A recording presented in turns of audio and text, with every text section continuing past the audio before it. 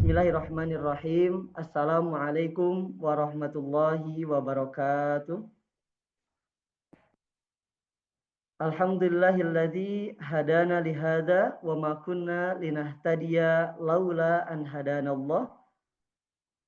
Alhamdulillah, segala puji hanya milik Allah Subhanahu wa taala, Tuhan semesta alam. Salawat serta salam semoga selalu tercurah limpahkan kepada junjungan kita Nabi Muhammad Shallallahu alaihi wasallam, kepada keluarga, sahabat dan para pengikutnya hingga akhir zaman. Pada kesempatan ini izinkan saya mewakili panitia menyampaikan ucapan selamat datang dalam acara webinar dengan tema Islamic Mental Health yang diselenggarakan oleh International Open University dari tanggal 22 Agustus sampai tanggal 24 Agustus. Baik, para ibu bapak sekalian yang dimuliakan Allah, pada kesempatan hari ini izinkan saya untuk menyampaikan beberapa rentetan acara. Yang pertama yaitu pembukaan, selanjutnya selanjutnya pada acara inti, kemudian sesi tanya jawab, kemudian penyerahan sertifikat kepada pemateri, dan juga akan ada foto bersama dan doa penutup. Kemudian ada informasi dalam acara selanjutnya. Baik, untuk selanjutnya yang terhormat Direktur of IOU Indonesia Operation Bapak Evan Indrawijaya SEMBA, Wakil Ketua Program Studi Psikologi IOU Ibu Dr. Evi Afifah Hurriyati SI MSI, dan pemateri kita pada sesi 2 yaitu Profesor Dr. Andes Subandi MA PhD Psikologi, para tamu undangan, dosen-dosen IOU, dan segenap sivitas akademika IOU Kampus Bahasa, serta seluruh peserta webinar yang dimuliakan Allah. Hadirin yang dirahmati Allah, tibalah kita pada sesi kedua dari rangkaian kegiatan Islamic Mental Health Series. Setelah kita simak bersama materi sisi 1 kemarin yang luar biasa dan gak kalah luar biasa, pada sesi kali ini kita akan bersama-sama menyimak topik yang luar biasa oleh pemateri kita Profesor Dr. Andes Subandi MA PhD Psikolog dengan tema spiritualitas dan kesehatan mental. Untuk itu, sebelum memulai acara, saya ingin memastikan dulu teman-teman di sini apakah masih semangat. Kalau masih semangat, mungkin boleh pada teman-teman semuanya untuk memberikan reaksi jempol atau klik yes di kolom chat. Masya Allah. Teman-teman semua ini sangat antusias sekali. Semoga pada kesempatan malam ini kita mendapatkan ilmu yang bermanfaat, terkhusus pada tema di malam hari ini. Dan sangat luar biasa di webinar psikologi kali ini, insya Allah kita tidak hanya akan belajar, tapi juga kita akan menyelami ilmu yang luas. Jadi dipastikan teman-teman semuanya tetap fokus, karena siapa tahu ada yang insight penting yang bisa mengubah cara pandang kita dalam keilmuan kita, khususnya dalam ilmu psikologi. Tanpa memperpanjang waktu, acara selanjutnya marilah kita serahkan jalannya acara ini yang akan dipandu langsung oleh moderator yang insya Allah akan mengarahkan jalannya sesi dengan sebaik-baiknya. Kita serahkan jalannya acara ini kepada moderator kita, yaitu Ibu Hasna Hafizah Salma, PSI, MPSI Psikolog. Beliau merupakan salah satu dosen IOU dan konsen di bidang psikologi Islam dan psikologi pendidikan. Baiklah, tanpa memperpanjang waktu, kepada beliau kami haturkan. Alhamdulillah, terima kasih banyak Mas Salman. Bismillahirrahmanirrahim. Assalamualaikum warahmatullahi wabarakatuh. Allahumma inni as'aluka ilman nafi'an wa rizqan uh, thayyiban wa amalan mutaqabbalan. Kita doakan juga semoga teman-teman kita di Palestina sana diberikan kekuatan dan pertolongan, serta teman-teman semua yang terzolimi ya, diberikan pertolongan Allah, diberikan kekuatan dan diberikan kesabaran. Amin ya Allah ya Rabbal Alamin. Baik Ibu Bapak, rekan-rekan sekalian, insya Allah kita akan memulai sesi webinar hari kedua tentang spiritualitas dan kesehatan mental dari ahlinya, yaitu Prof. Zubandi. Saya izin bacain CV-nya dulu ya, CV-nya Prof. Zubandi. Masya Allah, Prof. Subandi ini sudah profesor, Ibu Bapak, rekan-rekan sekalian. Jadi memang sudah kekar, sudah ahli di bidang psikiatri dan psikologi, khususnya psikologi klinis ya. Nah, karena ternyata beliau pengalamannya sudah luar biasa sekali, mulai dari riset, pengajaran, dan studi S1, S2, S3-nya juga, Masya Allah, eh, banyak di Australia ya, mulai dari S2-nya, S3-nya lanjut di Australia. Award-nya juga ada banyak. Saya izin tampilkan, yaitu sudah ditampilkan. Boleh ke bawah, eh, Kakak Admin. Nah, di sini award-nya Masya Allah ya, berkaitan dengan eh, psikologi klinis rata-rata memang. Eh, Berarti kepakaran beliau memang di area psikologi klinis. Jadi kita akan banyak belajar nih tentang spiritualitas dan kesehatan mental dari sudut pandang Islam dan psikologi klinis. Ya, terima kasih Kakak Admin. Ya, Ibu, Bapak, dan teman-teman sekalian, sebelum kita panggil Prof. Subandi untuk membersamai kita, pastikan Ibu, Bapak, dan rekan-rekan sekalian eh, mempunyai koneksi internet yang lancar, gitu ya. Terus tidak ada listrik yang konslet, khawatir kebakaran dan segala macam ya. Jadi dan yang paling utama, paling penting adalah minta tolong Allah.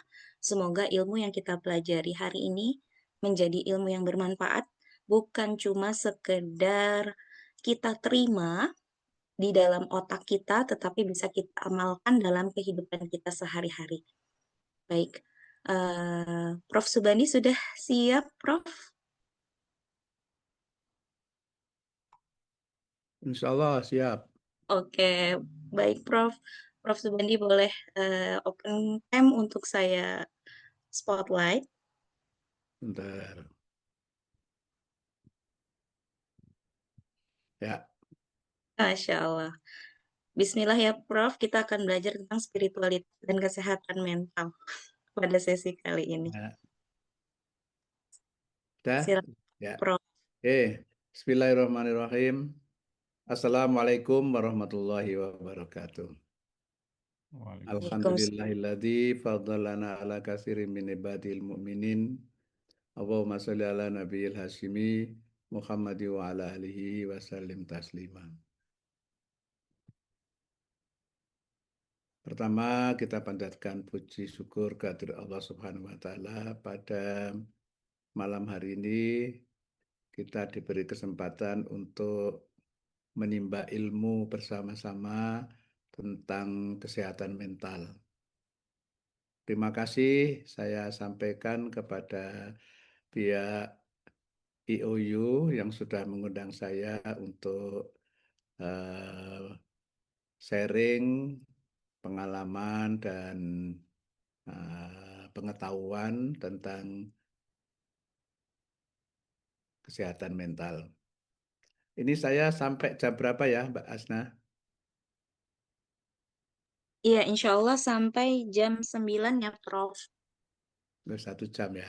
Iya betul, 1 jam. Habis itu kita Baik, tanya jawab. baik, terima kasih.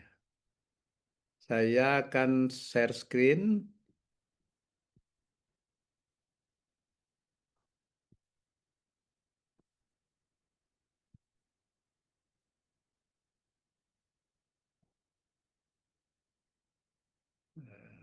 Apakah sudah kelihatan? Sudah, Prof. Alhamdulillah, jelas. Sudah jelas ya semuanya ya. Alhamdulillah. Alhamdulillah. Ini bagian depannya saya slideshow. Ya.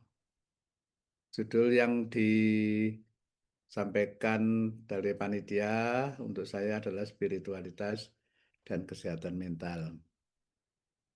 Ini outline-nya. Ketika kita berbicara tentang kesehatan mental, itu tidak bisa dilepaskan dari gangguan mental. Karena gangguan mental itu adalah kebalikan daripada kesehatan mental. Atau nanti ada kesehatan mental negatif dan kesehatan mental positif. Kemudian juga ketika kita berbicara tentang spiritualitas, itu tidak bisa dilepaskan dari agama. Jadi agama dan spiritualitas nanti akan kita bahas bagaimana kaitannya dengan gangguan mental dan juga dengan kesehatan mental. Yang pertama ini definisi di kesehatan menurut WHO, yaitu a state of complete physical, mental, and social well-being, and not merely the absence of disease or infirmity. Yaitu kondisi kesehatan fisik, mental, dan sosial. Jadi bukan hanya tidak adanya penyakit. Ya, sehingga ini kita bisa melihat di dalam konsep WHO itu ada kesehatan physical health, ada mental health, ada social health. Nah, yang belum ada di dalam definisi di WHO itu adalah spiritual health. Nah, ini ada beberapa tokoh yang berusaha memasukkan ini bahwa spiritual health itu juga merupakan bagian daripada kesehatan. Tapi ada juga yang mengatakan itu sebagai bagian daripada kesehatan mental. Kesehatan mental itu ada kognitif, afektif, sampai spiritual dan sebagainya. Yaitu klasifikasi saja. Nah, yang penting adalah bahwa kesehatan mental menurut WHO adalah kondisi sejahtera, ya. Kondisi sejahtera, eh, kondisi yang tidak hanya sehat, tapi sejahtera, di mana seseorang dapat mewujudkan potensinya. Nah, ini yang penting bahwa ternyata di dalam definisi kesehatan mental menurut WHO itu bukan hanya tidak adanya penyakit atau tidak adanya gangguan mental, tapi seseorang itu harus bisa mewujudkan potensinya, aktualisasi diri. Kemudian dia dapat mengatasi tekanan hidup secara normal ya. Jadi setiap manusia itu selalu punya masalah, masalah hidup sehari-hari ya. Nah, orang yang sehat mentalnya itu dapat mengatasi. Misalnya saja bahkan ada situasi-situasi yang eh, menekan, yang stressful. Nah, itu dia bisa mengatasinya. Ya, meskipun kadang-kadang juga harus minta pertolongan, minta dukungan kepada teman, sampai kepada profesional dan sebagainya. Itu tidak masalah. Itu artinya dia sehat mental itu. Jadi orang mencari pertolongan untuk kesehatan mental itu bukan berarti dia tidak sehat. Itu justru sehat. Ya. Orang sehat itu dia bisa seperti kalau orang ada penyakit kemudian merasa sakit pergi ke dokter. Itu namanya orang sehat. Ya, tapi sedang sakit ya enggak apa-apa. Kemudian yang penting lagi orang yang sehat mental itu dia bisa berproduktif ya, menghasilkan sesuatu. Ya, produktif itu tidak hanya untuk hal-hal yang sangat tinggi seperti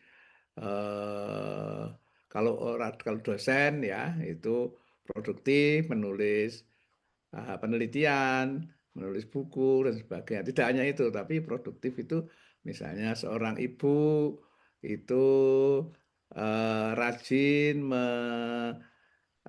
menyirami tanaman anggrek sehingga anggreknya bisa tumbuh dengan baik, berkembang. Itu produktif itu. Dan yang penting lagi adalah bahwa seorang sehat mental itu dapat berkontribusi pada komunitas, pada masyarakat. Ya, misalnya saja kita di Indonesia ini baru saja merayakan ulang tahun kemerdekaan Republik Indonesia, maka kemudian dia bisa berpartisipasi, ya ikut lomba-lomba, ikut memberikan dukungan dan sebagainya. Jadi terintegrasi dengan masyarakat. Itu artinya kesehatan mental menurut WHO.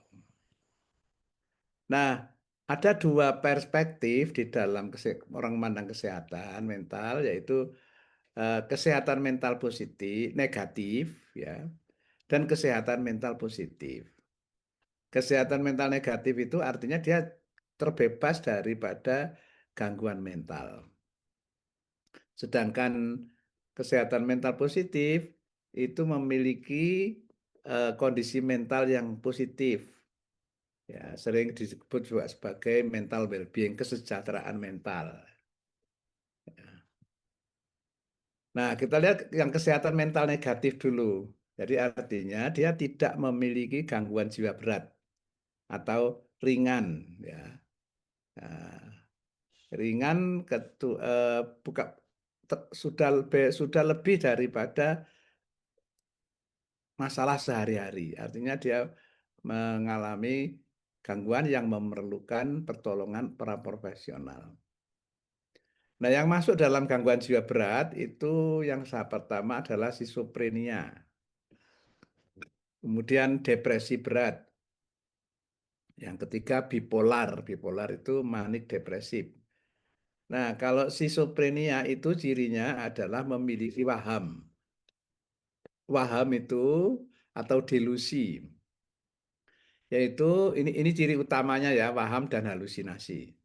Kalau waham itu adalah keyakinan yang tidak benar. Ya, meskipun sudah ada bukti yang bertentangan. Buktinya bahwa misalnya saja ada orang waham kebesaran ya, nah, misalnya waham kebesaran, orang merasakan atau merasa dirinya itu sebagai orang yang punya kekuatan sakti misalnya. Ya, merasa dirinya hebat, merasa dirinya terkenal ya, itu waham. Padahal dia sama sekali tidak ada prestasi apa-apa. Kemudian halusinasi. Halusinasi itu adalah persepsi indera yang tidak ada stimulusnya. Jadi dia mendengar, mencium sesuatu yang tidak ada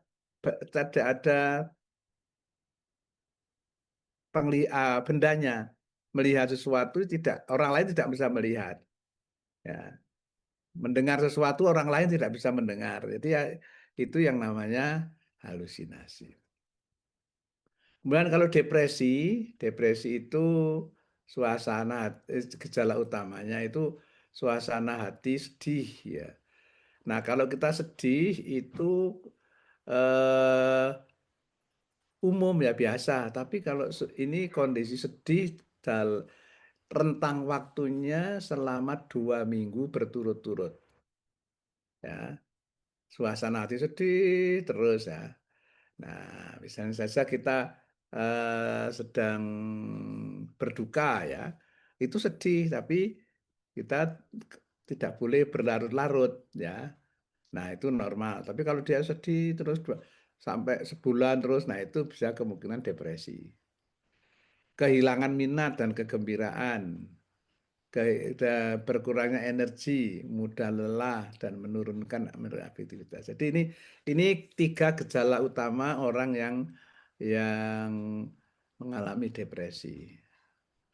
Nah, ada gejala yang lain, misalnya konsentrasi menurun, ya tidak bisa konsentrasi, merasa diri tidak berharga, ya, tidak berharga, merasa bersalah, tidak berguna, pesimis terhadap masa depan, mempunyai ide bunuh diri. Nah, ini yang bahaya itu. Bahkan sekarang ini ada kecenderungan anak-anak muda itu kalau menghadapi masalah terus kemudian mengalami sedikit depresi itu kemudian nyilet-nyilet tubuhnya itu yang sering disebut dengan gejala NSSI, non-suicidal self-injury. Jadi dia menyakiti dirinya, di silet-silet melukai dirinya, kemudian bahkan ada yang bentur-benturkan kepala dan sebagainya. Nah, ini ya, cukup berbahaya ini fenomena yang banyak terjadi saat ini di kalangan anak-anak remaja. Itu yang namanya sering disebut ngebarcode, jadi membuat barcode di dalam dari tubuhnya itu. Ini sesuatu yang harus kita waspadai ya, kalau di kalangan kita, di sekitar kita ada orang-orang yang seperti ini. Kemudian gejala yang lain tidak bisa tidur dengan nyenyak, ya, nafsu makan berkurang. Nah, ini gejala-gejala semua ini kalau berlangsung selama 2 minggu berturut-turut, ya lebih dari 2 minggu, maka bisa dikategorikan depresi. Nah, bisa tergantung nanti kalau berat atau ringan ya. Ya, kalau ini kondisinya berat itu bisa lebih bahaya. Nah, kalau bipolar itu kondisi depresi yang disertai dengan gangguan manik. Manik itu apa? Manik itu orang yang merasa hebat tadi itu ya. Merasa percaya diri berlebihan, merasa diri hebat, tidak bisa tidak perlu sangat aktif, semangat berapi-api, merasa gembira, senang berlebihan. Nah, jadi kalau misalnya orang manik itu cirinya kalau ngomong itu sulit untuk dipotong, ngomong aja ya. Kemudian merasa gembira luar biasa itu manik ya. Nah, ini kebalikannya kalau manik dari dengan depresi, depresi sedih ya. Jadi depresi itu masuk di dalam kategori gangguan suasana perasaan. Jadi gangguan suasana perasaan yang low depresi atau yang high ya Yang high itu yang manik. Nah, di bipolar itu kadang-kadang sedih, kadang-kadang gembira berlebih-lebihan ya. Makanya itu jadi kalau dalam agama kita itu dianjurkan untuk tidak boleh terlalu bersedih maupun tidak boleh terlalu bergembira. Jadi yang tengah-tengah. Ya sedih boleh kita rasakan mungkin dan gembira juga boleh tapi tidak boleh berlebih-lebihan ya. Nah, ini kalau berlebihan nanti gangguan bipolar ini. Ya.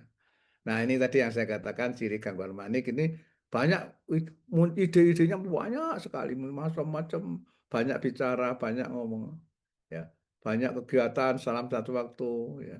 Bahkan melakukan hal yang berisiko, makan minum berlebihan, menghamburkan uang, hubungan seks yang sembrono, merasa sangat penting, berbakat atau kuat ya. Orang-orang merasa hebat itu. Nah, kalau itu gangguan jiwa berat, 3, jadi gangguan mental yang ringan itu depresi ringan ya, depresi tapi ringan. Kemudian kecemasan dan stres ya. Jadi ada orang selalu cemas, mau melakukan sesuatu takut dan sebagainya, itu kecemasan. Ciri-ciri kecemasan khawatir ya akan hal buruk yang akan menimpa. Sulit konsentrasi, tegang, selalu tegang. Kemudian overaktivitas otonom itu artinya keringat ya, jantung berdebar-debar, mudah sesak nafas, sering keluhan lambung. Jadi orang yang banyak katanya sakit mah itu ya bisa jadi karena stres, karena cemas, pusing, mulut kering dan sebagainya. Atau berkali-kali ke belakang kalau misalnya orang mau ujian itu kan selalu seperti itu, cemas. Stres akut ya. Stres akut itu guncangan jiwa yang dipicu oleh situasi traumatis ya. bencana alam, kecelakaan, pelecehan seksual ya. Ya, oke. Pengertian stres di masyarakat banyak pikiran, banyak masalah, gangguan jiwa dan sebagainya. Nah, jadi gangguan mental negatif yang lainnya ada gangguan kepribadian, makan, histeria dan sebagainya. Nanti dipelajari dalam kuliah yang kesehatan mental positif ya, kesehatan mental positif itu memiliki kesejahteraan. Jadi merasa senang, bahagia, ya, puas dengan kehidupannya meskipun mungkin dalam keadaan kekurangan tapi selalu merasa puas, ridho terhadap takdir Allah dan sebagainya. Tahan menderita, jadi apapun juga dilakukan meskipun dia harus misalnya saja membanting tulang untuk menghidupi keluarganya. Ditahan, tahan. Itu kesehatan mental positif. Ya. Nah, kemudian orang yang kesehatan positif itu mampu menyelesaikan masalah dengan baik. Ya, jadi masalah yang ruwet ya itu diuraikan sedikit-sedikit ya sampai hilang ya. Kemudian bisa menimbulkan pemecahan masalah ya, dengan baik ya. Nah, kesehatan mental positif itu juga berani, kreatif, self-efficacy, memiliki keyakinan bahwa dia bisa melakukan, otonom, ya, mempunyai tujuan, dan sebagainya. Kesehatan mental positif. Memiliki ketenangan jiwa, sabar, ikhlas, nerimo, bersyukur, optimis ya. Ini semua kebalikan dari gangguan-gangguan tadi ya. Nah, oke. Sekarang itu tadi kesehatan mental. Sekarang kita masuk ke antara agama dan spiritualitas ya. Apa bedanya agama dan spiritualitas ya? Nah, jadi kalau kita lihat agama itu banyak sekali. eh, oh, ini ada beberapa yang sudah resign itu bisa. Apakah saya tampung pertanyaannya atau nanti aja ya? Akan lebih bagus nanti supaya tidak terputus-putus ya nanti. Boleh Prof, nanti kita jawab di sesi tanya Ya, jawab ya, ya. ya, ya, oke. Ya, jadi agama itu adalah institusi formal. Institusi formal di masyarakat yang eksistensinya mudah dikenal. Jadi ada agama Islam, Kristen, Katolik, Hindu, Buddha. Ya, ini agama. Ya. Agama memiliki penganut. Jadi agama itu kelembagaan, lembaga agama. Ya, di dalam agama itu ada ada keyakinan ya. Kemudian ada aturan-aturan yang jelas dan mengikat setiap pemeluknya. Mengatur tata cara beribadah. Jadi itu agama, cara beribadah. Setiap agama punya cara beribadah yang sendiri-sendiri. Kemudian tata cara dalam kehidupan bermasyarakat ya. Itu juga diatur oleh jadi agama itu ada aturan-aturan yang harus dipenuhi atau dilaksanakan oleh pemeluknya. Nah, sementara spiritualitas itu ada di dalam pribadi individu sendiri.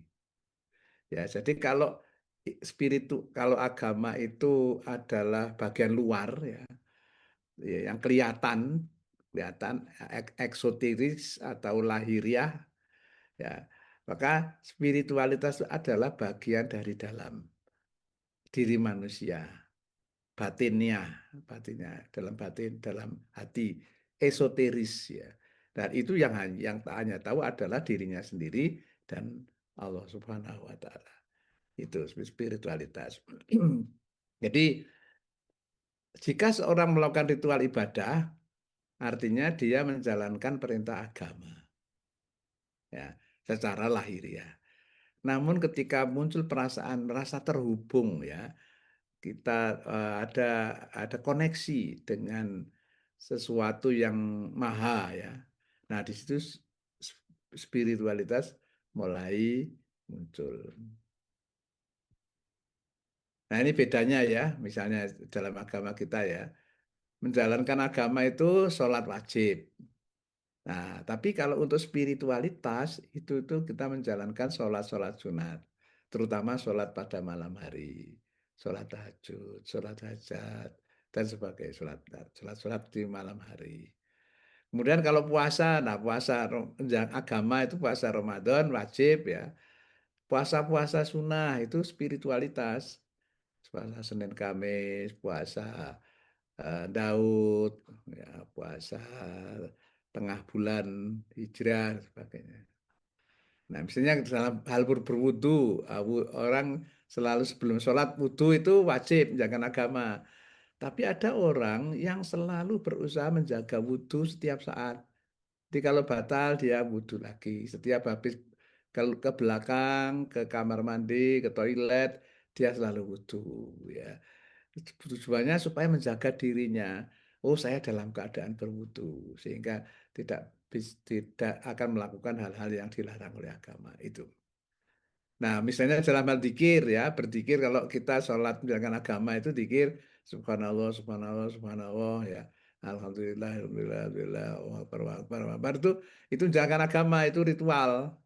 Tapi ketika orang meningkatkan diri, banyak berzikir ya, zikir banyak sekali ya, seperti perintah dalam Al-Qur'an bahwa apabila telah eh, melaksanakan sholat, maka berzikirlah kepada Allah sebanyak-banyaknya. Jadi subhanallah, alhamdulillah, nah, semuanya kita dalam kehidupan sehari-hari sebagai astagfirullah melihat subhanallah. Nah, itu berzikir juga ya. Atau ada orang yang membaca zikir la ilaha illallah ya sebanyak sekali. Itu banyak berzikir itu spiritualitas itu. Nah, jadi ini ya tadi sudah. Nah, sekarang kalau kita lihat ini baru saja menjalankan atau memperingati 17 Agustus. Sila pertama ketuhanan yang Maha Esa. Ini agama atau spiritualitas?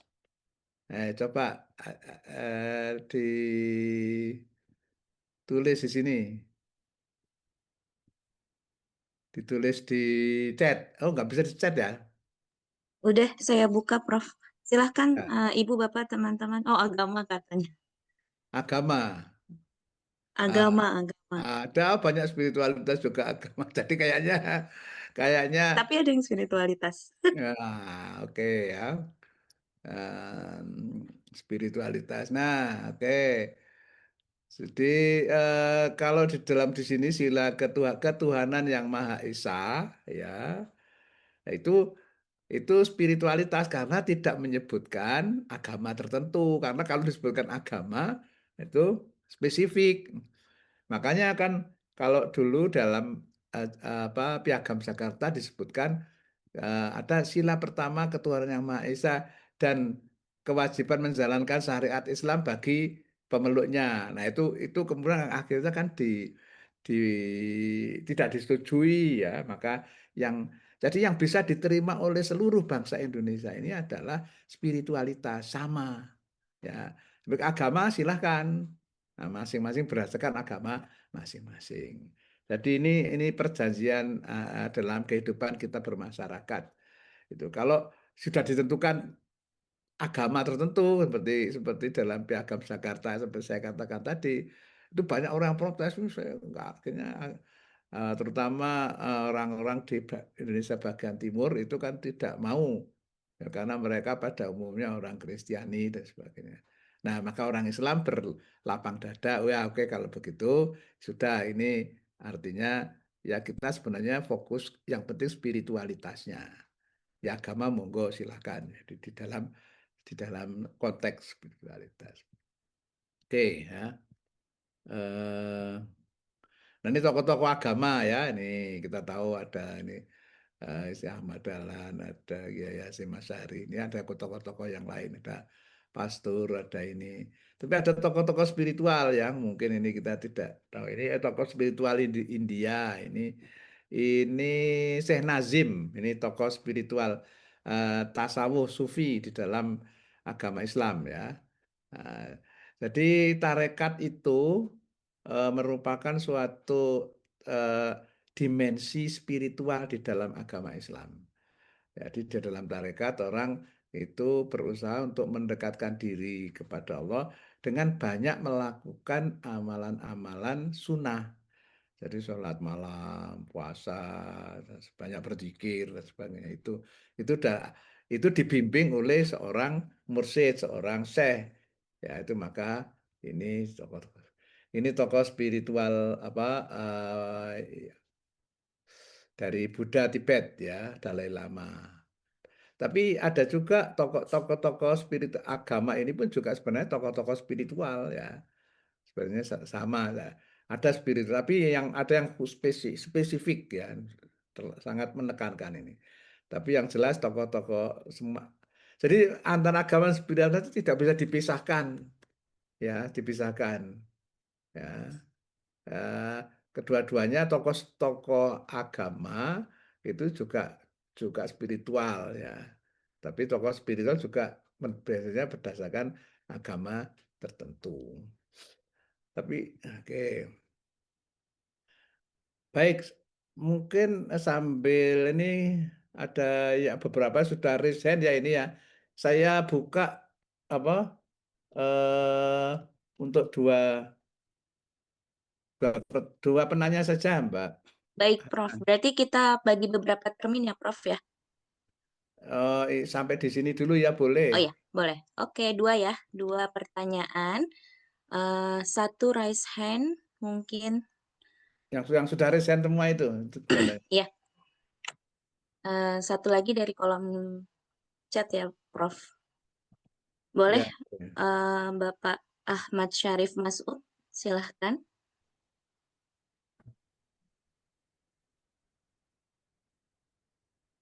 Boleh dibuka kameranya, Pak, biar bisa di spotlight. Permisi,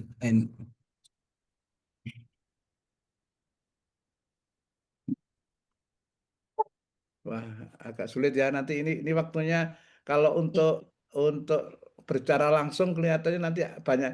Kita langsung ke anu aja yang mau bertanya di chat Kolom chat aja. ya, ya baik. Di chat Ini aja, di chat aja. sudah kepalang mau bertanya langsung, boleh, Oke, Prof? boleh. Silakan satu ini aja ya, Satu Prof. aja ya, satu Ya, aja. oke. Silakan. permisi, Prof. Ya. Mau bertanya, tadi disebutkan ada beberapa gejala-gejala seperti apa kecemasan, terus apa yang sebelum-sebelumnya tadi, Prof. Nah, bagaimana yang saya pertanyaan ya, yang negatif maupun yang positif tadi ya, gangguan-gangguan itu. Nah, pertanyaannya adalah bagaimana kita mengukur bahwa seseorang itu mengidap gejala ini, misalnya depresi ringan atau misalnya oh dia terlalu atraktif nih, berarti dia ciri-cirinya begini. Nah, bagaimana kita mengukur itu setelah tentu setelah kita belajar tentang materi-materi ini, kemudian misalnya kita melihat teman kita atau kita disuruh misalnya diskusi sama teman, apakah eh, kita bisa sejauh mana kita bisa mengukur bahwa si A itu Ya. ternyata mengidap depresi atau dingin. Ya.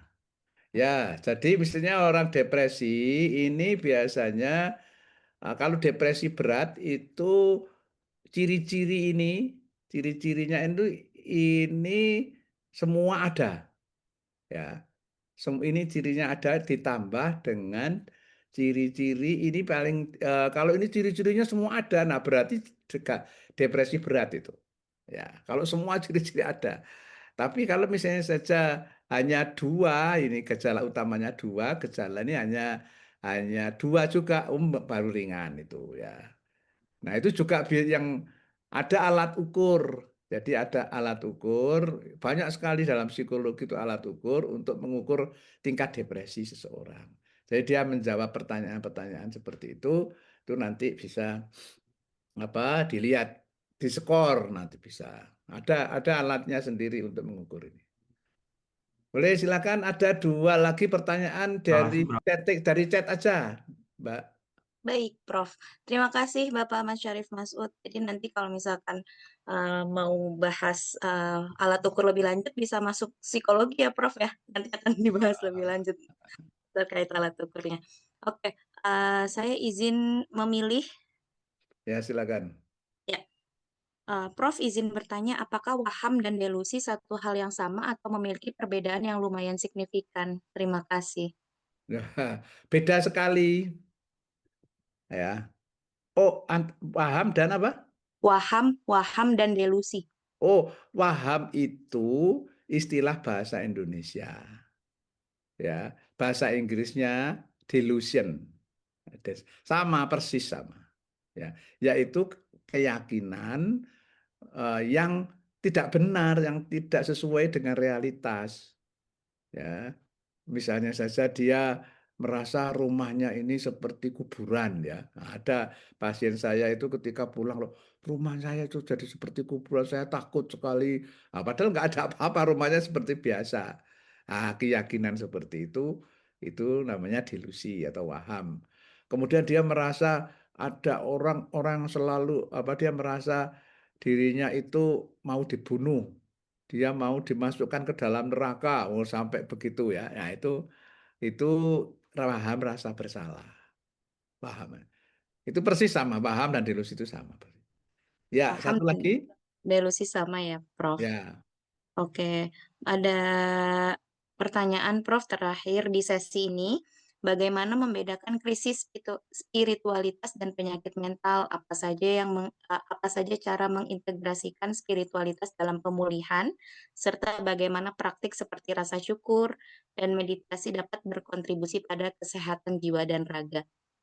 Kalau itu nanti ini dalam sesi ini dari sesi berikutnya akan saya jelaskan lebih detail itu. Oke, berarti kita Kita simpan dulu lanjutkan aja. pertanyaannya ya, Prof Ya, ya. Oke, oke. kita lanjutkan nanti nggak apa-apa ya. Oke, ya Baik. tadi agama, spiritualitas. Yang penting bisa membedakan antara agama dan spiritualitas. Agama itu artinya kita menjalankan perintah ya secara lahiriah yaitu menjalankan sholat, menjalankan puasa, lahiriah. Tapi di dalam lahiriah pun juga ada spiritualitas. Orang menjalankan agama itu juga ada unsur spiritual. Makanya tidak bisa dipisahkan itu di situ. Orang menjalankan spiritualitas, ya, tapi kemudian menjalankan agama, tapi ada juga unsur spiritualitasnya, ya. Ketika dia betul-betul khusyuk, nah itu kan kadang-kadang orang sholat itu kadang-kadang yang penting menggugurkan kewajiban, ya. Nah, udah itu menjalankan agama. Tapi ketika dia bisa khusyuk, sampai menangis, sampai merasa dekat dengan, nah itu sudah spiritualitas. Itu. Baik, baik. Oke, oke ya ini tadi nah ini saya mendefinisikan spiritualitas itu lebih detail lagi, yaitu spiritualitas sebagai sebuah kesadaran, ya, sebuah kesadaran yang di luar kesadaran ketuhanan sebagai inti ya. Jadi kesadaran Tuhan ini melingkupi 3 bentuk kesadaran lain. Ada kesadaran diri, kesadaran kemanusiaan, dan kesadaran alam semesta. Ya. Nah, jadi gambarnya seperti ini ya. Nah, jadi kesadaran ketuhanan itu yang lingkaran ini ya, ini landasan semua kesadaran spiritual, itu adalah landasan ketuhanan ini. Dia harus memiliki kesadaran ketuhanan sebagai landasan, tapi kesadaran ketuhanan ini juga melingkupi ya kesadaran yang lain. Jadi ini A B itu kesadaran diri terhadap diri sendiri ya. Kesadaran BC itu kesadaran terhadap orang lain ya. Dan AC kesadaran alam ya. Nah, jadi seperti ini ada kesadaran diri, kesadaran kemanusiaan ya, dan kesadaran alam. Oke. Nah, itu semua terintegrasi di bagian lingkaran terluar itu juga adalah kesadaran ketuhanan. Jadi kesadaran ketuhanan itu sebagai landasan tapi juga sebagai yang melingkupi seluruh kesadaran manusia ini. Nah, itu yang namanya spiritualitas. Jadi esensinya spiritualitas itu adalah kesadaran ketuhanan yang kemudian terjabarkan menjadi kesadaran eh, di terhadap diri sendiri sebagai manusia dan sebagai bagian dari alam. Ya. Nah, kesadaran ketuhanan itu sadar eksistensi zat yang maha besar, yang disebut dengan Tuhan. kemudian merasa terkoneksi ya, kita ada hubungan, kita terhubung ya. Ya. Jadi kadang-kadang kan bisa kita orang sholat tapi tidak terhubung tadi itu ya. Sholat tapi mikirnya begitu Allahu Akbar macam-macam pikirannya yang ingat macam-macam tiba-tiba sudah salam ya. Nah, itu tidak terkoneksi itu. Merasa bersama dengan Tuhan selalu ya. Nah, ini jadi ini kesadaran ketuhanan. Kesadaran diri sendiri ya, ya sebagai bagian daripada kesadaran spiritualitas itu adalah keterhubungan dengan diri kita sendiri sebagai saya itu kesadaran terhadap ciri-ciri fisik. Oh, saya itu orangnya apa tubuhnya itu lemah atau orang yang saya itu tubuhnya kuat sehingga saya bisa mengangkat barang-barangnya. Atau sifat-sifat psikologis. Saya itu orangnya kadang-kadang mudah marah. Nah, watak, karakter, sifat, sikap. Jadi kita perlu menyadari kesadaran di apa yang ada di dalam diri kita sendiri. Ya, apa yang ada di dalam pikiran kita sendiri, apa yang ada dalam hati kita. Ya, itu kesadaran terhadap diri sendiri. Nah, kemudian kesadaran diri ya, hakikat diri sampai akhirnya kepada hakikat dirinya itu siapa, dari mana asalnya, apa tujuan hidupnya, dan akan kemana selanjutnya. Nah, purpose in life ya, ini makna hidup. Why I'm here. Kalau orang Jawa mengatakan sangkan paraning dumadi, asal usul dan tujuan manusia. Nah, kesadaran kemanusiaan itu manusia hidup bersama orang lain, aneka ragam budaya, agama, ras, etnis, karakter dan sebagainya. Oh, jadi orang menyadari bahwa saya itu tidak bisa hidup sendiri. Saya butuh masyarakat. Saya butuh berinteraksi dengan orang lain. Nah, maka kalau dalam agama Islam yang paling penting sekali itu orang berkumpul bersama itu setiap hari itu di masjid itu. Jadi masjid itu sebagai sarana untuk bersosial selain berhubungan dengan ketuhanan, tapi juga dengan kemanusiaan yang lain. Bisa bertemu dengan tetangga, bertemu dengan orang dan sebagainya. Jadi merasakan hakikat bahwa manusia itu satu keluarga yang harus saling mendukung, saling menolong, saling mengasihi.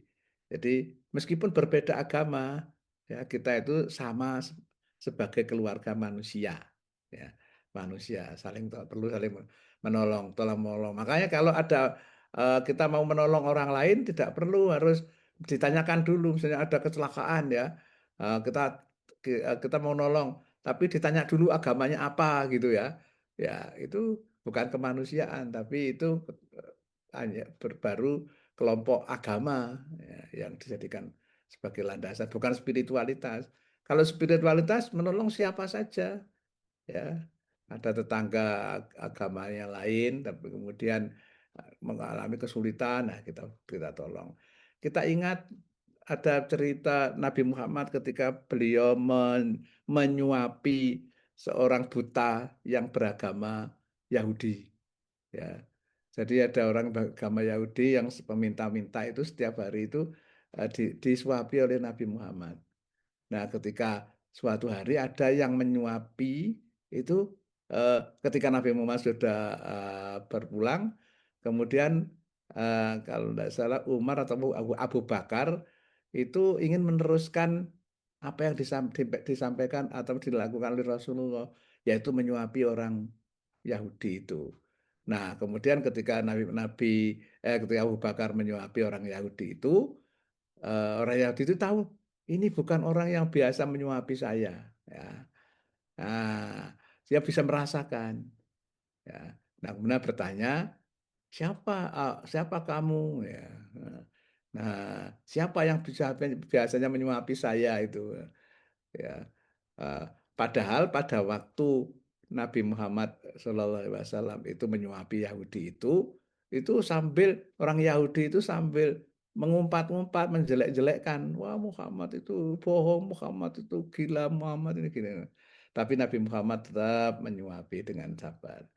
Nah, ketika ditanya kepada Abu Bakar, ya, Abu Bakar kemudian menjelaskan Nabi yang menyuapi kamu itu adalah Muhammad. Saat ini beliau sudah berpulang ke rahmatullah. Dia menangis, ternyata orang yang dibenci, yang ternyata justru malah berbuat baik. Nah, itu kan artinya dengan menolong sesama manusia, bukan tidak memandang agama, tapi memandang sebagai kemanusiaan. Nah, kemudian kesadaran alam. Nah, ini yang seringkali juga kurang begitu kita perhatikan sebagai umat Islam ya. Terutama ya, manusia itu merupakan bagian dari kehidupan alam di sekitar. Bahwa kita hidup ini di sini bersama-sama dengan tumbuh-tumbuhan. Di depan kita itu ada tanaman, ada pohon. Termasuk juga hewan-hewan. Kita itu di rumah kita itu ada cicak, ada semut, ada nyamuk, ada lalat. Itu bagian daripada diri kita, ya. Ya, maka kita sangat dianjurkan di dalam kesadaran spiritual. Maka kalau ada binatang yang mungkin tidak berbahaya ya, misalnya ada semut di rumah banyak sekali ya, ya itu semut itu kan tidak berbahaya. Ya, kalau menggigit maka kalau bisa semutnya itu dikeluarkan ya. Misalnya ada coro di rumah ya. Coro itu kecoa ya. Wah, kalau kecoa itu orang yang kadang langsung dibunuh. Jangan itu kalau diajak keluar, ayo keluar, ini bukan rumahmu. Di rumah saya itu kemarin ada kodok katak yo. Ada kata itu, ya, terus saya tangkap, saya keluarkan, kembalikan rumahnya di sana. Rumahmu di sini ya. Kita ajak bicara, ya. Rumahmu di sana ya, yuk pulang ke rumah. Ya. Demikian juga kalau tanaman-tanaman itu kalau kita ajak bicara ya. Oh ya terima kasih, kamu sudah berbuah, kamu sudah ini. Nah, ternyata tanaman itu bisa hidup dengan baik, ya. Nah, jadi ini banyak dicontohkan ya. Eh, dalam sejarah-sejarah orang-orang yang berhubungan dengan ini. Berhubungan dengan ini. Nah, dengan anjing ya. Ya kita lihat ya, Ashabul Kahfi. Ini kalau ini orang barat itu sangat dekat sekali dengan anjingnya itu sama dengan. Nah, ini kalau orang ini dengan hewan apa sapi, ini kan kuda ya. Kudanya dipeluk, dicium dan sebagainya itu ya. Asal tidak berbahaya, tidak punya penyakit dan sebagainya. Itu menandakan bahwa kita itu bagian daripada kehidupan alam semesta ya. Oke. Nah, ini ada orang yang memeluk pohon dan sebagainya. Oke ya, kesadaran alam, ya. Bahkan yang lebih luas lagi, ini kita menyadari bahwa kita itu ada di alam semesta yang luasnya tidak terhingga. Nah, maka saya menyarankan kita coba sekali-sekali kalau malam itu keluar rumah, melihat di tengah langit yang penuh bintang-bintang lihat. Kita seringkali ini zaman sekarang ini jarang sekali melihat langit malam ya seperti itu. Nah itu untuk menumbuhkan kesadaran kita sebagai bagian daripada alam semesta ini seperti itu. Ya. Kesadaran alam, kesadaran kosmis ya nanti. Ya.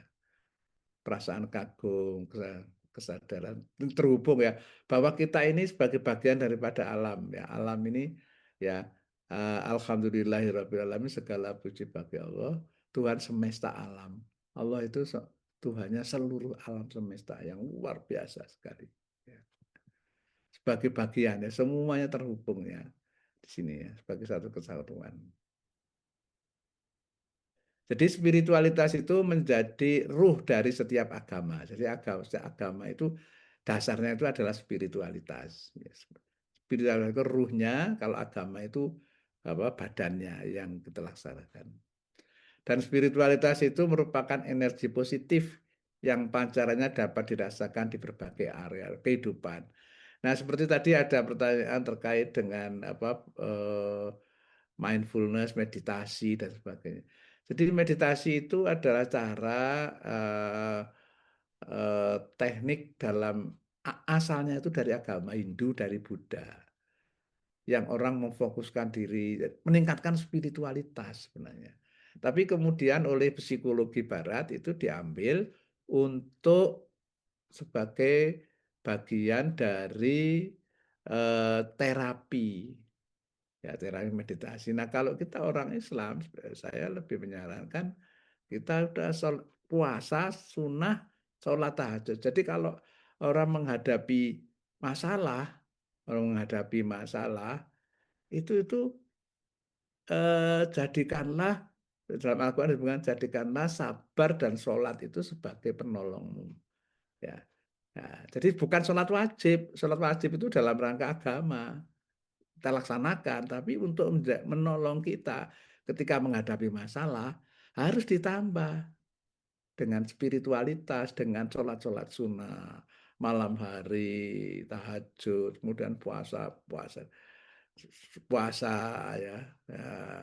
Jadi itu insya Allah akan memberikan jalan. Ya. Itu untuk kita yang nah, monggo kalau tapi meditasi itu juga bagus juga, itu melatih konsentrasi aja ya. Ya misalnya saya lewat pernapasan. Jadi kita kalau ada sedang marah atau sedang takut, sedang stres berat itu tarik nafas panjang ya. Kemudian tutup mata, terus tahan, keluarkan. Tarik nafas panjang lagi, keluarkan. Itu bagus juga, itu teknik untuk menenangkan jiwa kita ketika menghadapi persoalan. Ini saya kira saya lewati aja. Ini ada seorang tokoh spiritual Jawa ya, namanya Raden Mas Sosro Kartono. Ini kakaknya Raden Aseng Kartini. Jadi yang penting saya ingin menunjukkan bahwa dia sangat menekankan ketuhanan ya. Ketuhanan huruf alif satu tegak terus ya hanya kepada Allah dia hanya berdunia ya. Makanya dikatakan Allah keesaan Allah ya, sang alif dia disebutkan seperti itu ya. Tidak ada, ini dia luar biasa sekali. Dan yang penting itu dia ini menolong orang lain ya. Spiritualitas itu dia mengatakan begini. Jadi tidak namanya ilmu kantong bolong, ilmu kantong kosong, ilmu sunyi. Menolong sesama manusia tanpa mengingat waktu, perut saku. Jika saku berisi segera mengalir, menolong tanpa pamrih, tidak mengharap balasan atau pujian ya. Ini ikhlas, jadi betul-betul tidak ada sesuatu yang disimpan di dalam diri. Jadi kosong, dirinya itu kosong, tidak memiliki niat apapun juga. Oke, jadi ini tadi kaitannya dengan gangguan jiwa ya. Nah, sekarang agama, tadi ada gangguan jiwa sendiri, terus ada agama dan spiritual. Sekarang kita gabungkan. Ya, ada orang yang mengatakan orang yang beragama itu gangguan jiwa itu. Ya ada itu. Ya. Nah, contohnya ini. Ya, salah satu tokoh psikologi modern yang namanya Sigmund Freud itu mengatakan agama itu adalah patologis, maaf ini. Patologis bukan gangguan jiwa atau patologis ya. Ya, dia mengatakan gini. Oke. Nah ini. Bentar. Sigmund Freud ini ya. Agama itu gangguan jiwa ya. Dia mengatakan agama itu neurosis. Neurosis itu gangguan jiwa ringan. Jadi orang beragama itu orang yang mengalami gangguan jiwa. Secara manusia semuanya itu. Jadi ini rada agak paham kebesaran mungkin Sigmund Freud itu. Yang sehat dia sendiri, yang lain orang mengalami gangguan ya. Ya misalnya saja karena apa? Karena orang beragama itu sering merasa bersalah, sering merasa menangis ya karena bersalah. Kalau malam nangis di hadapan Oh itu depresi itu. Nah ini jadi menurut Kak paham pendekatan Sigmund Freud itu seperti depresi. Misalnya selalu takut dan khawatir ketika melakukan sesuatu ya. Nah, takut berdosa, takut bersalah, selalu diawasi. Ini ciri-ciri orang gangguan jiwa katanya ya. Terus sama memiliki pikiran berulang-ulang namanya obsesif. Ya, obsesif ya. Memiliki pikiran berulang-ulang itu obsesif. Eh, Misalnya sebentar lagi mau sholat sholat isya ya sebentar lagi ini terus berkali-kali melihat jam. Nah, pikirannya obsesif itu namanya berulang-ulang melakukan tindakan berulang-ulang itu namanya kompulsif ya berulang-ulang ya sholat begini wudhu berulang-ulang. Nah itu ciri-ciri itu menurut Sigmund Freud itu malah apa itu gangguan jiwa itu. Nah, ya. Dia mengatakan agama itu kan tempat pelarian orang-orang frustasi. Orang tidak berani menghadapi hidup, kemudian dia lari kepada agama. Ya. Nah, jadi agama itu seperti kekanak-kanakan orang, karena tidak dewasa itu, melarikan diri ya, tidak berani-berani tantangan hidup. Nah, ini pandangan Sigmund Freud ini ternyata banyak dikritik ya, banyak ini dia hanya melihat sepintas agama. Jadi tidak secara mendalam. Jadi dia hanya sepotong-sepotong. Banyak yang sudah mengkritik itu nggak benar. Nah, sekarang kita lihat yang menarik sekali yaitu gangguan jiwa dalam Al-Quran. Apakah ada kata-kata terkait orang gangguan jiwa dalam Al-Quran? Itu ternyata ada. Dan yang menarik itu ternyata itu banyak orang ini ayat-ayat yang terkait dengan para nabi. Ya, para nabi itu dianggap oleh orang-orang kafir, oleh umatnya sebagai orang gila. Banyak ini ada ayat-ayat Quran seperti ini. Ini surat Az-Zariyat ayat 52. Ya. Nah, artinya begini, menyingkat waktu saya bacakan artinya saja. Demikianlah tidak seorang rasul pun yang datang kepada orang-orang yang sebelum mereka, melainkan mereka mengatakan, dia adalah seorang tukang sihir atau seorang gila. Nah, majnun ini ya. Ila qalu sahirun au majnun ya. Nah, itu dianggap orang gila. Ya. Nah, ini kata majnun. Jadi dalam Al-Qur'an itu istilah orang gila itu majnun ya. Nah, ini A'udzubillahi minasyaitonirrajim kadzabat qablahum qaumun Nuhin. Nah, ini Nuh, Nabi Nuh. Fakadzabu abdana wa qalu majnunun wazdujir. Ya. Sebelum mereka telah mendustakan pula kaum Nuh. Maka mereka mendustakan hamba kami Nuh dan mengatakan, dia seorang gila dan dia sudah pernah diberi ancaman. Ya. Nabi Nuh dikatakan orang gila, apalagi Nabi Nuh tiba-tiba tidak ada hujan, tidak ada apa tiba-tiba membuat perahu di tengah lapang begitu. Itu kalau bukan menurut orang-orang lain orang gila itu. Ya. Nah, jadi karena orang lain tidak tahu. Ya. Ternyata tidak hanya Nabi Nuh ya, Nabi Musa juga begitu.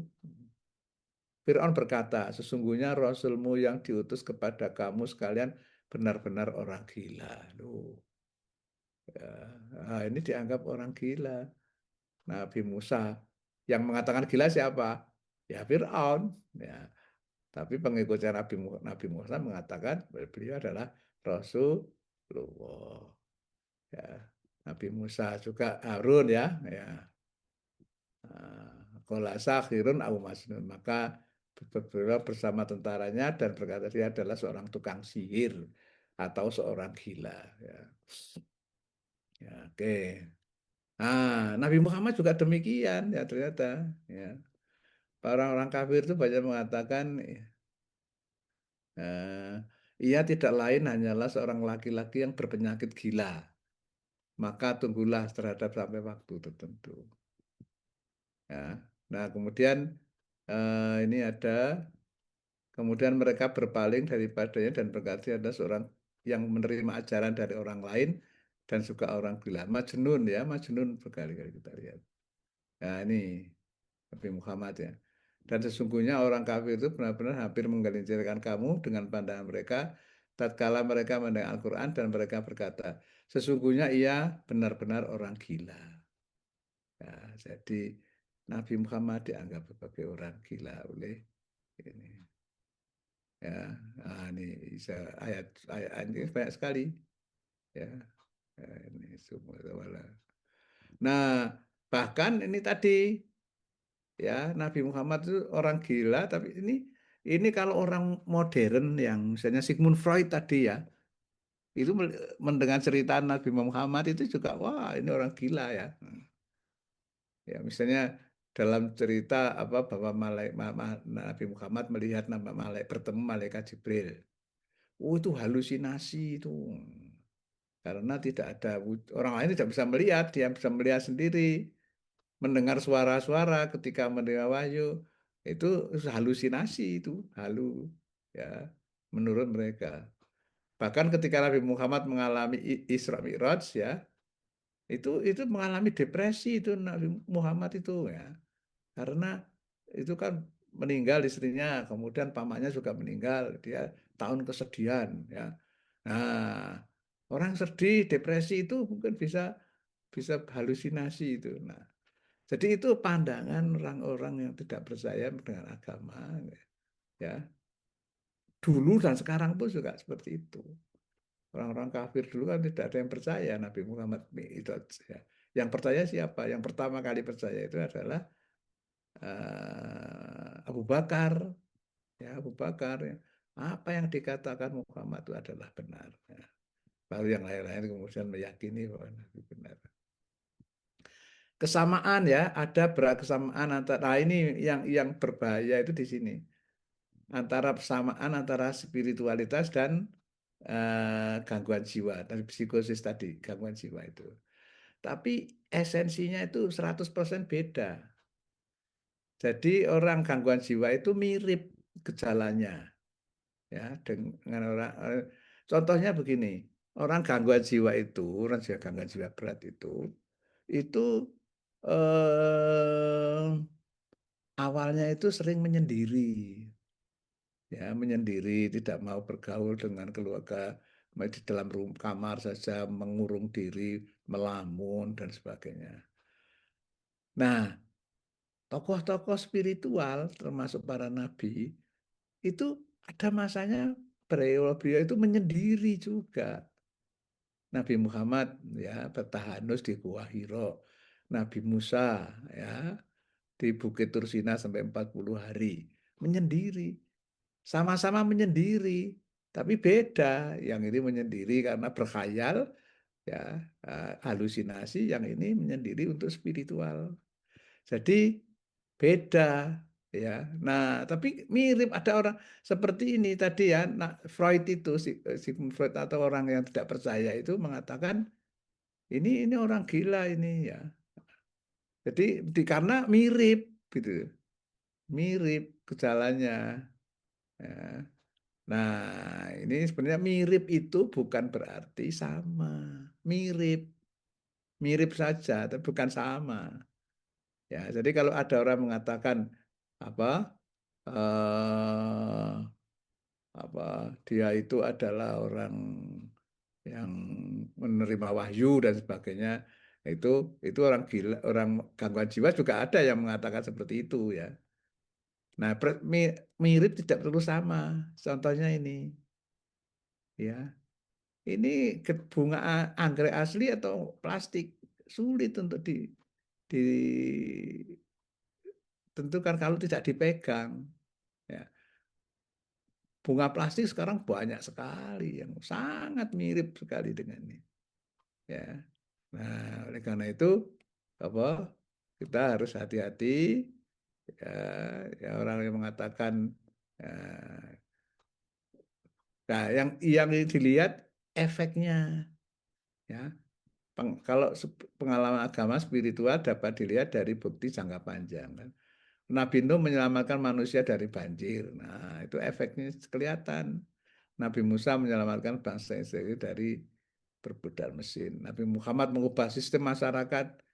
Nah, ini kan masa orang gila. Seperti dianggap Nabi Muhammad gila, tapi kok bisa membangun peradaban manusia yang luar biasa.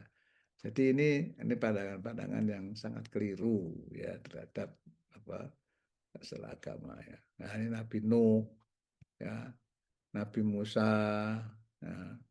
ya, ini di Nabi Musa menyelamatkan Bani Israel dari Mesir ya, dibawa terus sampai ke ini ke Palestina yang sekarang menjadi isu berat itu ya, besar karena orang-orang Israel menganggap bahwa Palestina itu adalah tanah yang dijanjikan. Ya, oke.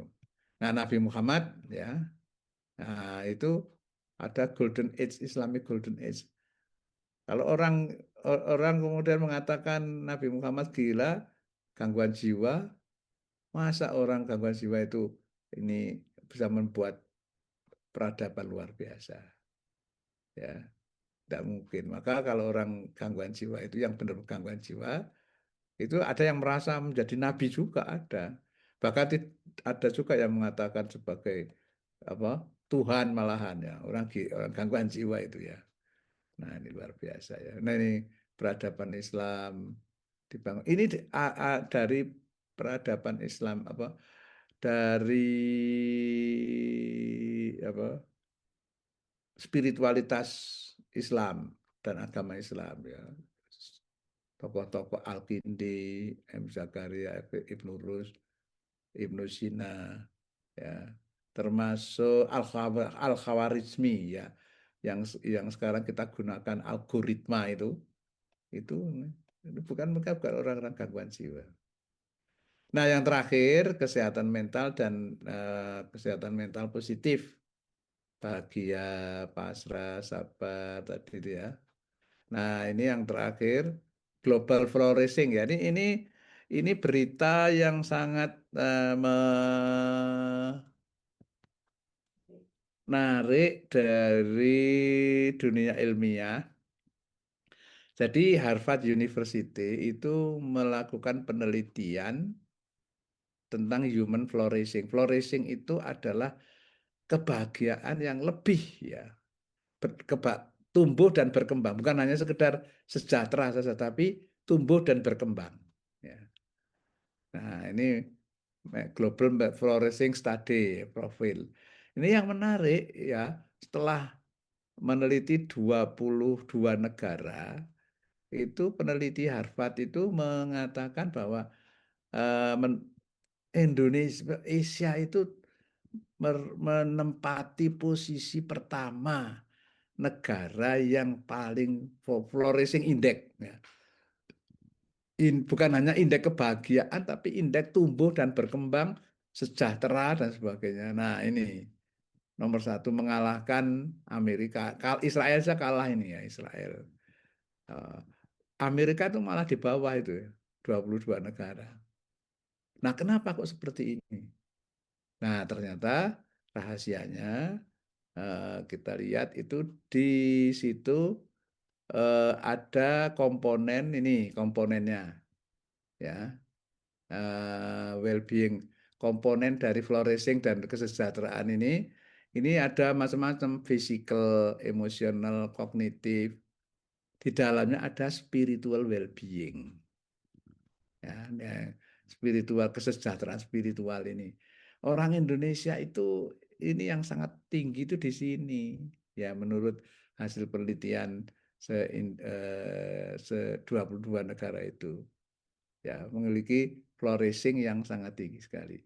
Sehingga kita perlu bersyukur bahwa meskipun kita kondisi negara kita masih banyak masalah, ya, tapi kita tetap memegang teguh spiritualitas dan agama kita masing-masing ya, dan kita masih bisa hidup dengan harmonis antar umat beragama dan sebagainya.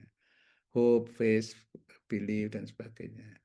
Baik, ini terima kasih. Saya kira ini yang bisa saya sampaikan. Mudah-mudahan bermanfaat. Saya kira kita nanti bisa diskusi lebih luas. Masya Allah, Bagaimana? barakallahu fiik Prof. Luar biasa sekali Ya, materinya. Ya, jadi udah banyak pertanyaan yang masuk Prof. Jadi saya ya, izin rangkum pertanyaannya ya. Pertanyaan yang paling sering keluar itu ya. adalah kan Indonesia tadi terakhir itu disebutkan oleh Prof negara yang paling spiritualitas. Hmm, Maksudnya indeks spiritualitas dan well-being-nya cukup tinggi ya Prof. Nah, ya, tapi kenapa kalau masalah kesehatan mental khususnya Gen Z ya di Indonesia juga cenderung tinggi sebenarnya yang dirasakan di masyarakat. Nah, terus pertanyaannya adalah ketika mereka merasa bermasalah dengan mentalnya, bukan cuma Gen Z, rata-rata leluhur, maksudnya atasan-atasan tuh selalu bilang kamu kurang iman, kamu kurang ibadah. Nah, itu sebenarnya kaitannya antara apa namanya?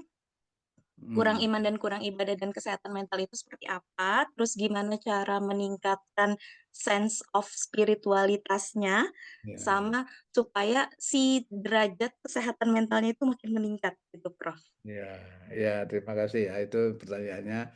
Jadi ada masalah kesehatan mental itu bisa dikaitkan dengan spiritual agama dan spiritualitas. Orang sering mengatakan masalah punya masalah kesehatan mental karena kurang iman. Mungkin bukan mungkin karena dia dalam taraf hanya melaksanakan agama, tapi spiritualitasnya itu belum sampai mencapai ke spiritualitas. Kalau orang sudah mencapai spiritualitas ya itu dijamin kesehatan fisik, kesehatan apa mental, kesehatan rohani.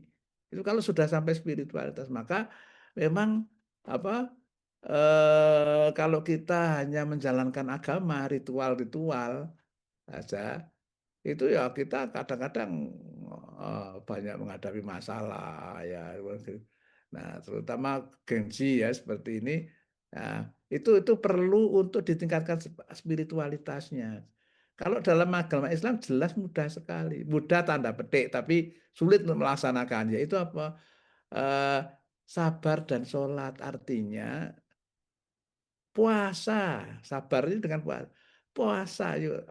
Pokoknya kalau kita ini kunci yang paling paling penting sekali kalau kita menghadapi masalah ya puasa.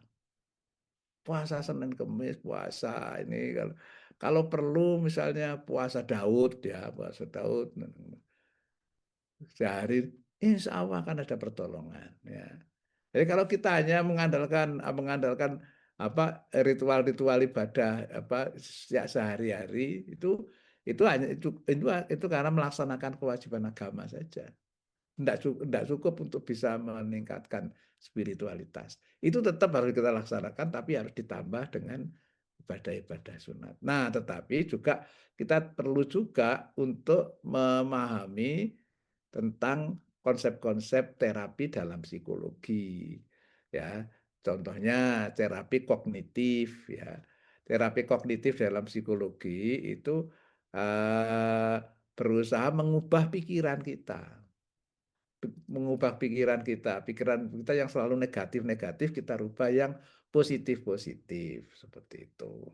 Sehingga nanti bisa ini. Banyak termasuk kalau perlu juga kita konsultasi dengan teman, kemudian dengan psikolog, dengan dokter, dengan Pak Ustadz, dengan kiai gitu saja. Itu saya kira tidak apa-apa ya. Oke, jadi ini mungkin ada baiknya kita berikan kesempatan satu atau dua orang yang resign langsung langsung Oke, ya baik. silakan Berarti ya, ya. Prof, jawaban dari meningkatkan spiritualitas, sense of spiritualitas tadi adalah kesadaran ya, Prof ya, kesadaran Iya, untuk beriman, menjalankan sabar dan sholat tadi ya. iya, iya. Itu yang sederhana seperti itu. Nanti itu otomatis nanti kalau kita puasanya kuat ya, itu saya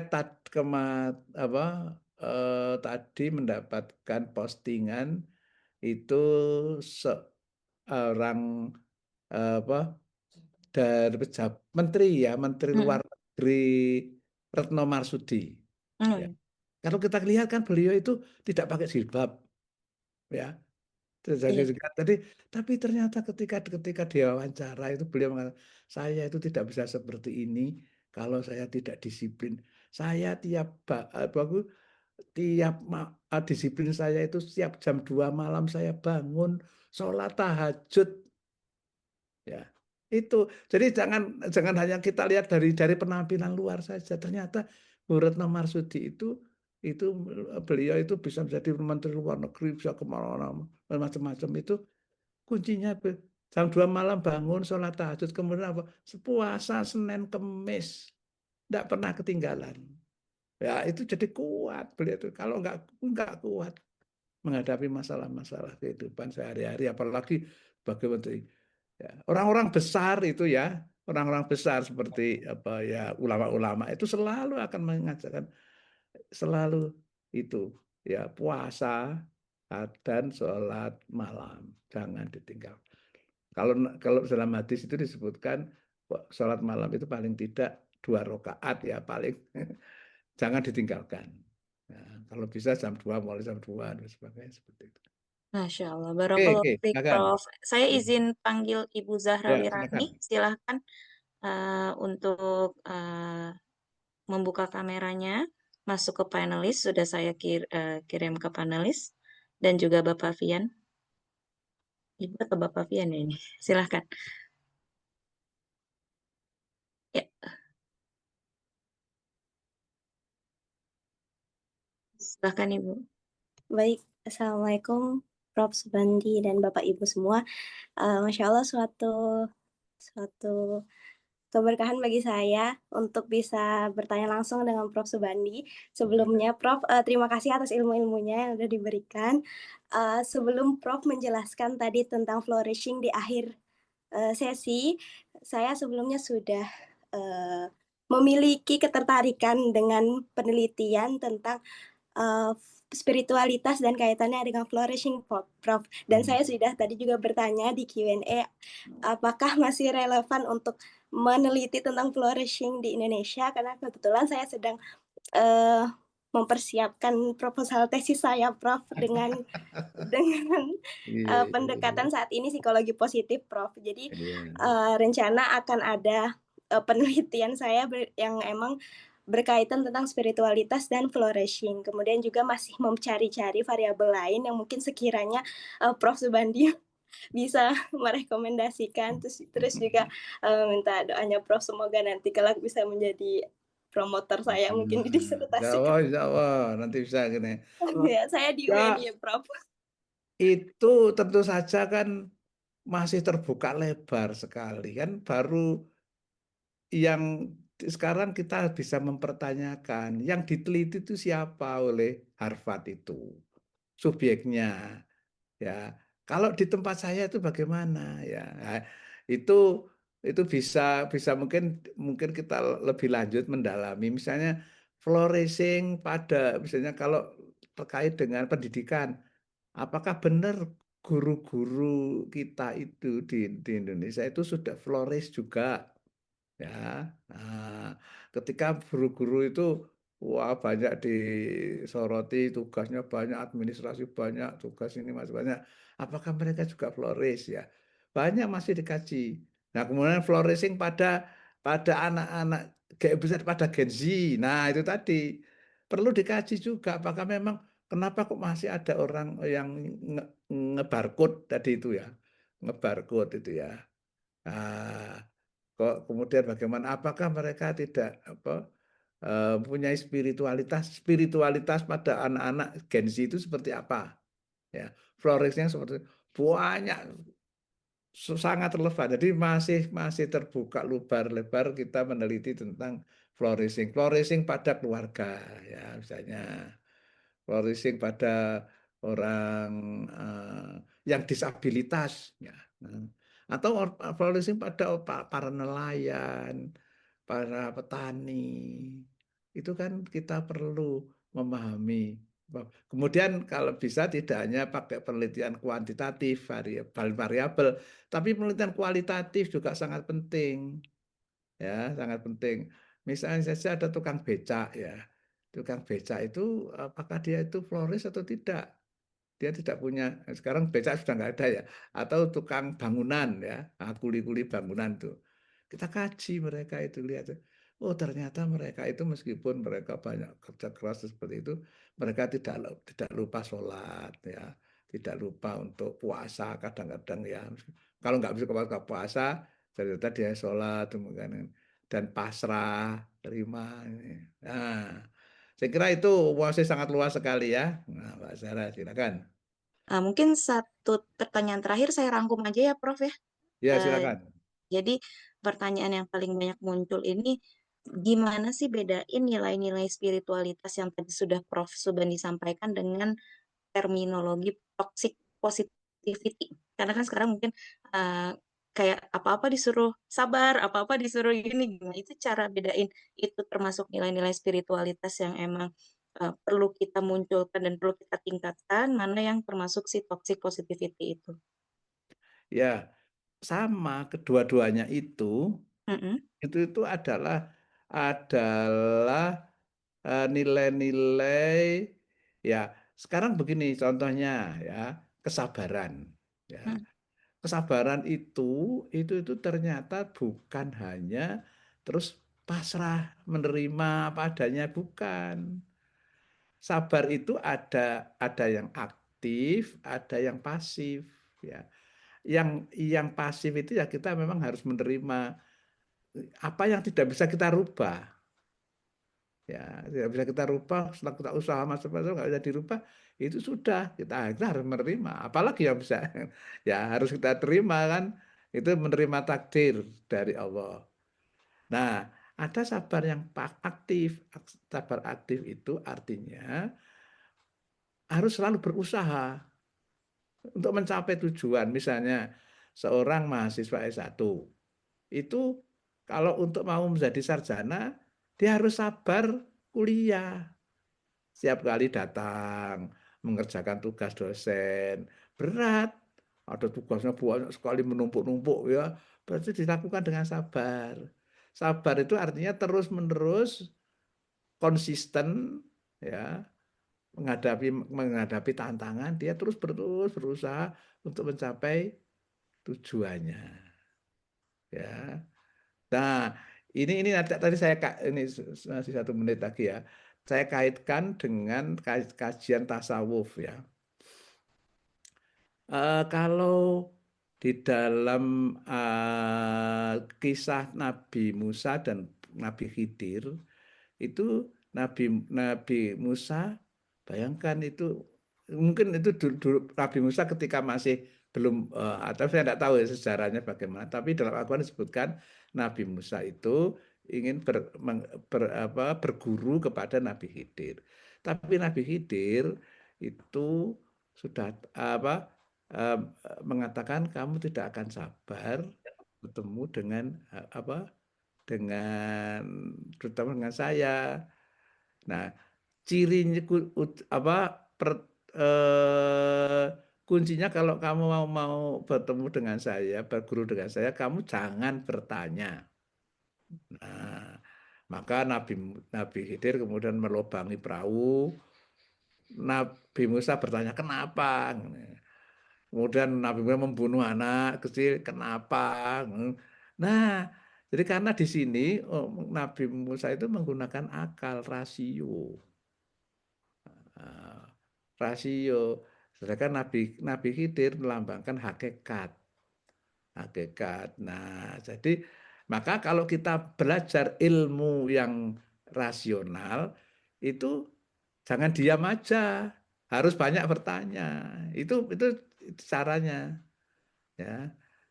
Caranya kalau kita sedang belajar di kuliah, ya jangan hanya diam aja, ya harus banyak bertanya. Itu andanya memang kita sedang mengembangkan rasionalitas kita. Harus banyak bertanya seperti Nabi Musa itu. Tapi sayangnya Nabi Musa itu keliru menempatkan. Kalau ketika dia mencari ilmu hakikat, itu Jangan banyak bertanya dulu. Nanti akan diberitahu. Sebenarnya begitu, sebenarnya. Sebenarnya begitu. Nanti akan diberitahu. Ya, maka kalau orang mengikuti tarekat, ini loh dikasih amalan oleh mursyidnya ini. Laksanakan dulu, jangan bertanya-tanya dulu, nanti akan ketemu jawabannya. Jadi ada dua ilmu yang berbeda ya, ada dua ilmu yang rasional dan ilmu yang suprarasional. Di Islam itu mengakui dua macam ilmu ya, ilmu rasional dan ilmu suprarasional. Ini Nabi Muhammad sendiri itu ada seorang sahabat Ibnu Abu Hurairah. Abu Hurairah itu dalam riwayatnya mengatakan begini, aku diberi 2 kantung ilmu oleh Nabi Muhammad. Yang satu itu aku sebarkan. Ya, ilmu rasional itu harus disebarkan. Ya, harus sebarkan seperti ini. Tapi kalau ilmu yang satu ini harus secara personal disampaikan. Ya, tidak di dalam forum bebas, tapi harus secara face to face individu. Ya. Nah, itu jadi memang ada dua mazhab ilmu itu. Baik, saya kira itu saja yang bisa saya sampaikan ya. Ini sudah waktu sudah habis. Terima kasih, mudah-mudahan bermanfaat. Saya mohon maaf kalau ada kekurangan.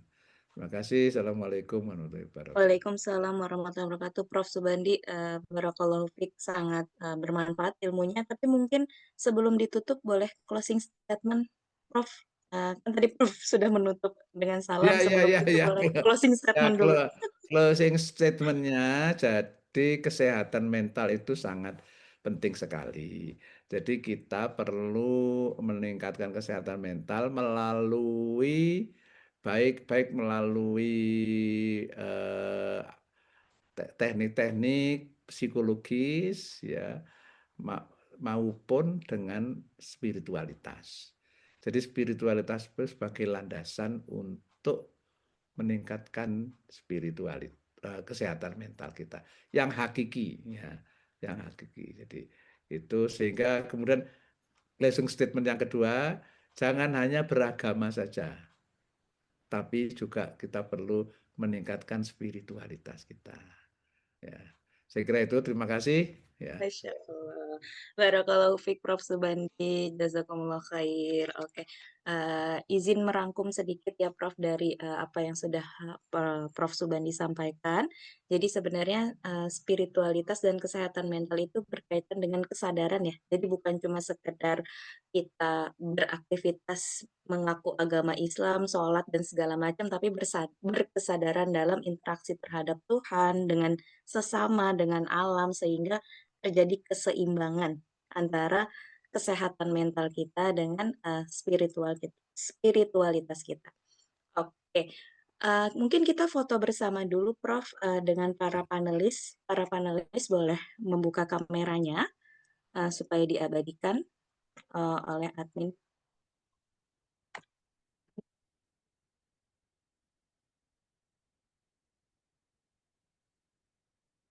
Oke, dibantu Bu Afra ya untuk screenshotnya. Oke, 1, 2, 3. Oke, terima kasih banyak Ibu Bapak panelis Prof. Subandi. Saya kembalikan kepada MC. Wassalamualaikum warahmatullahi wabarakatuh. Waalaikumsalam. Waalaikumsalam warahmatullahi wabarakatuh.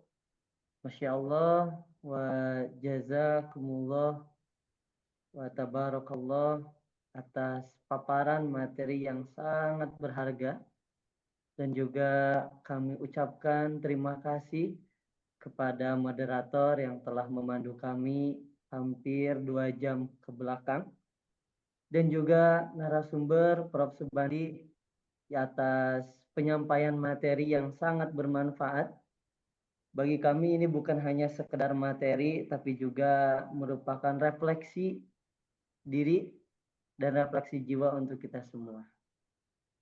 Sebelum menutup, izinkan saya untuk menyampaikan beberapa informasi yang belum saya sampaikan di awal, Yang pertama terkhusus untuk para psikolog, jangan lupa untuk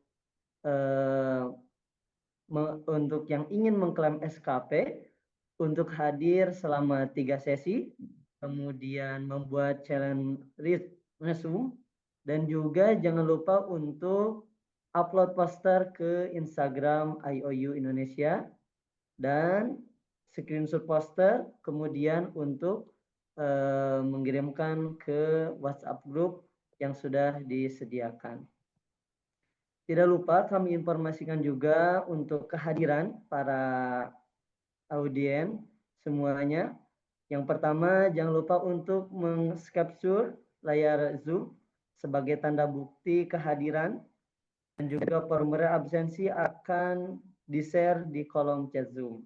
Dan kami ingatkan ketika menuliskan, jangan lupa untuk menyesuaikan antara huruf kecil dan huruf besarnya sehingga linknya bisa dibuka. Kemudian tidak lupa kami informasikan juga yang ada informasi yang menarik untuk para ini untuk link absensi bisa di scan barcode atau langsung menggunakan link. Di samping itu ada informasi menarik para ibu, bapak, dan hadirin sekalian. Bagi para ibu dan bapak atau semuanya yang ingin mendaftar ke IOU, ada benefit dengan akan diberikan book chapter khusus bagi peserta webinar yang mendaftar ke IOU pada webinar ini. Jadi bagi yang terkhusus untuk para peserta webinar ini akan mendapatkan benefit berupa book chapter. Kemudian tidak lupa kita di sebelumnya ada door prize ya, yang insya Allah kita akan umumkan dua orang pemenang door prize sebelumnya. Yang pertama yaitu adalah kami ucapkan selamat kepada Renita Putri Maharani atas pertanyaannya, yaitu Dr. Bilal Philips sebagai founder IOU. Di samping itu, yang kedua, kami ucapkan selamat kepada Aiko Maria dengan jawaban yaitu terbagi menjadi 3, yaitu sehat jasadiah, ruhiyah, dan nafsiyah. Selamat kepada Renita Putri dan Aiko Maria. Di sesi selanjutnya untuk memperhatikan dan akan kami berikan door prize menarik seputar IOU dari pemaparan materi yang telah disampaikan oleh pemateri di setiap sesinya. Kemudian untuk mempersingkat waktu, kita beranjak pada acara selanjutnya, yaitu penyerahan sertifikat pemateri yang akan diserahkan secara simbolis oleh Bapak Evan Indra Wijaya SEMBA. Kepada beliau kami haturkan dan kepada operator untuk menampilkan sertifikat. Baik, Assalamualaikum warahmatullahi wabarakatuh, Profesor Subandi. Terima kasih. Ya, kami atas nama IOU mengucapkan terima kasih sebesar-besarnya atas inspirasi dan atas sharing ilmunya, Profesor. Semoga bisa menjadi manfaat buat kita semua dalam mengarungi ilmu psikologi ini dan juga bisa menjadi amal jariah buat Profesor. Dan jangan kapok-kapok ya, Profesor. Masya Allah. Terima Barakallahu kasih fikum. atas undangannya, Pak Ivan. Ya, Profesor.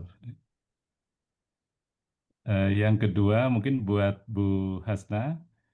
Masya Aduh, Allah. saya dapat juga ya, Pak. Masya Allah. Dapat juga. Masya Allah.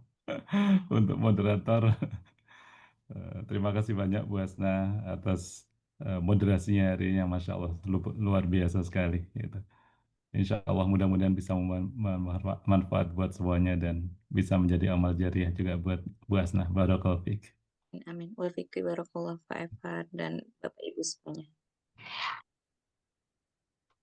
Sudah diambil gambarnya. Terima kasih kepada Evan dan Ibu Hasna sebagai moderator pada kesempatan ini. serta Prof. Subandi yang telah memaparkan materi yang sangat berharga untuk kita semua. Dan pada akhirnya alhamdulillah telah sampailah kita kepada penghujung acara dari kesempatan ini. Kami ingatkan sekali lagi bagi para peserta yang ingin mengetahui tentang informasi mengenai IOU untuk nanti akan di-share juga di chat mengenai informasi pendaftaran IOU baik ikhwan atau akhwat untuk menghubungi langsung di nomor yang sudah kita share di chat. Alhamdulillah. Kak Salman, maaf ada yang ketinggalan. Kuis terakhir kan tadi baru satu ya.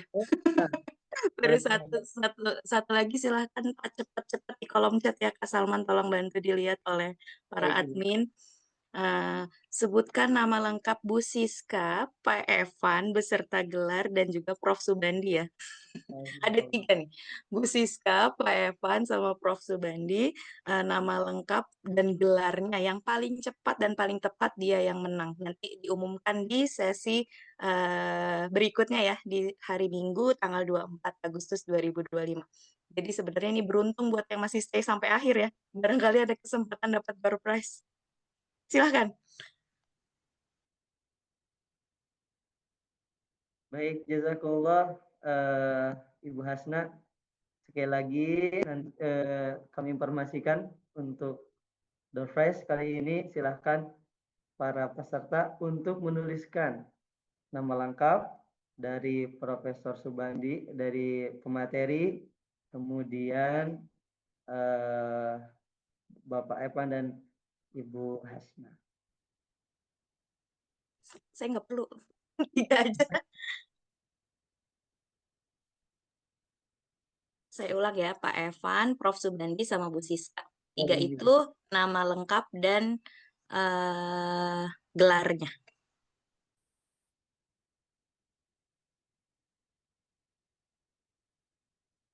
Boleh dilanjut sama Kak Salman. Maafkan menginterupsi, sekalian bilang terima kasih juga kali ya Kak ke para media yang sudah membantu IOU. Ada Bengkel Diri, ada ISIP, International Students Islamic Psychology, ada IMAPSI juga. Terima kasih banyak sudah membersamai proses webinar selama 3 hari ini ya, Ibu Bapak sekalian. Silahkan Kak Salman, maaf keambil lagi. Baik, terima kasih Ibu Hasna. Dan juga ini adalah akhir pada sesi 2 dan rangkaian Islamic Mental Health tidak berhenti sampai di sini. Masih ada satu materi yang sangat menarik di materi selanjutnya. Untuk itu diharapkan untuk tetap bersama kami pada acara ini, karena di materi selanjutnya akan ada materi tentang stres dan kecemasan, serta aplikasi tazkiyah terapi dan keseharian.